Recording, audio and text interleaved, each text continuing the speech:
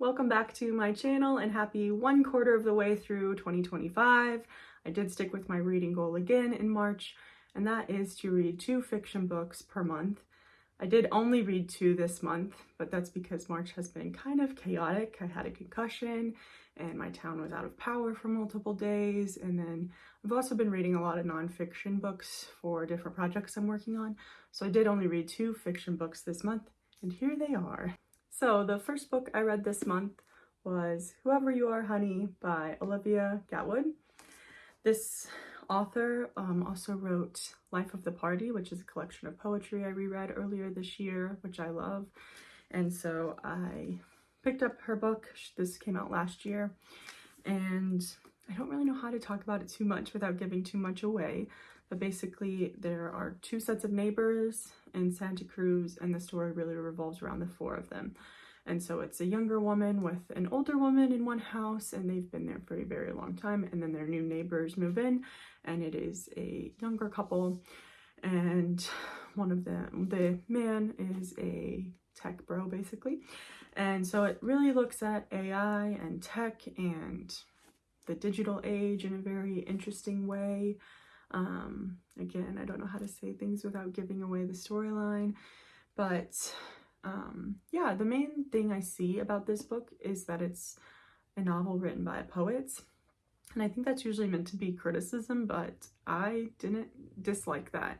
I think there's definitely passages throughout the book that are written much more poetically than most books I read, and so I kind of liked that variance. I will say there are a lot of plot points and questions that you have about the story, and you do not get answers for almost all of those. You do get some in the time jumps of things that happened in the main character's past, but you do not really get answers. A lot is left up to your interpretation, and so I kind of do wish I had known that going in, because I think I would have had a different expectation for the ending of the book.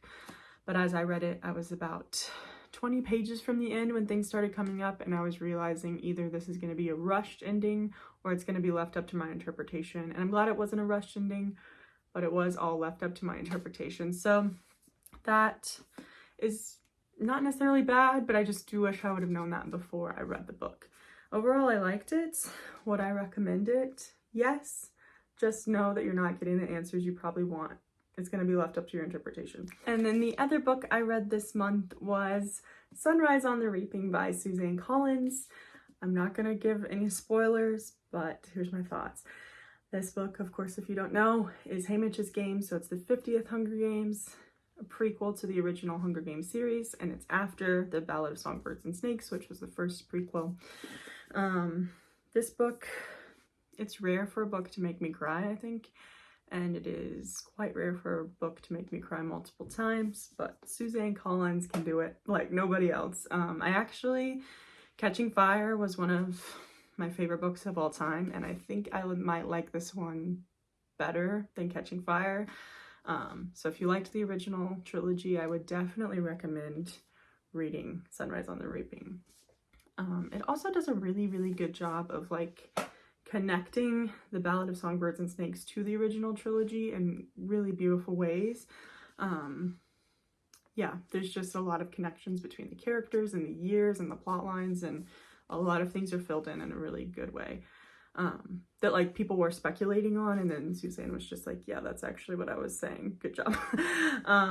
So yeah, I really loved it.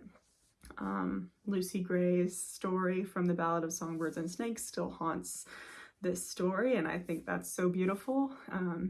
Lucy Gray will always be famous to me, and yeah, I think it's probably not a spoiler at this point to say that there's writing from Edgar Allan Poe in this book as well, and that's incorporated in a really great way.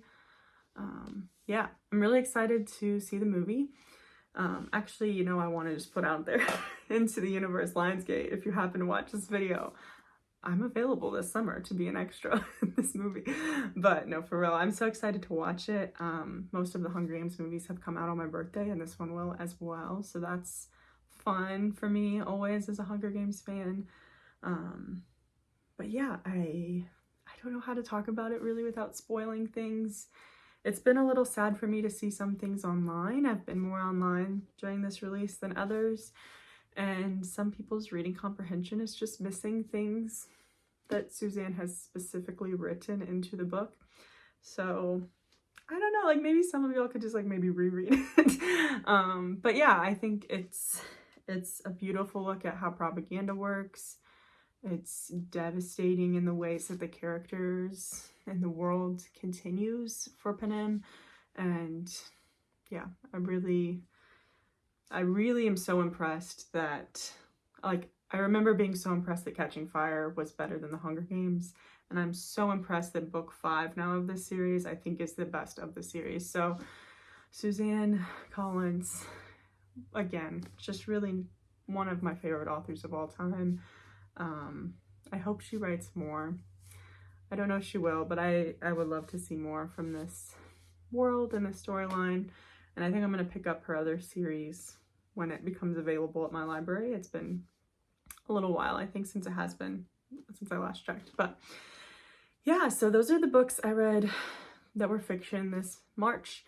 I will read at least 2 more in April, and I will just continue to make these videos mostly as accountability for myself. So thank you.